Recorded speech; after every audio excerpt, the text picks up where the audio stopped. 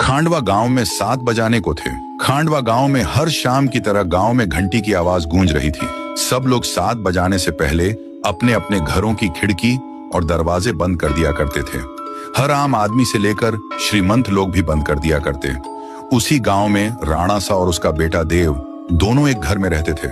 राणा सा अपने बेटे देव को बोलते हैं, बेटा देव जल्दी जाके सारे खिड़की दरवाजे बंद करो, 7 बजने वाले हैं। बेटा देव खिड़की दरवाजे कस के लगाना और 7 बजने के बाद किसी से भी बात मत करना, और मैं जब तक ऊपर के खिड़कियां बंद कर देता हूं, ये बोलकर राणा सा ऊपर के कमरे चले जाता है। देव अपनी पापा की बात मानकर वो जल्दी से खिड़की बंद कर देता है और जाकर दरवाजा बंद करके जब वो लास्ट खिड़की लगा रहा ही होता है कि उसके सामने उसकी माँ अचानक आ जाती है और देव से कहती है, देव बेटा कैसे हो, मैं तुमसे मिलने आई हूं, मुझे पहचाना नहीं, मैं तुम्हारी माँ हूं बेटा।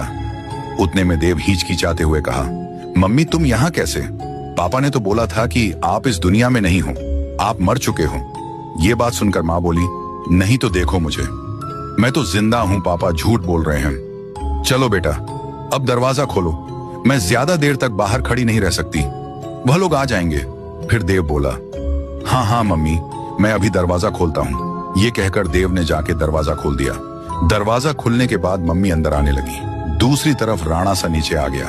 आते से ही उसने मम्मी को आते देख जल्दी दरवाजा बंद कर दिया और एक बाजू की खिड़की सब बंद करने के बाद राणा सा देव के पीछे गुस्से से आवाज लगाई। देव पीछे मुड़ा।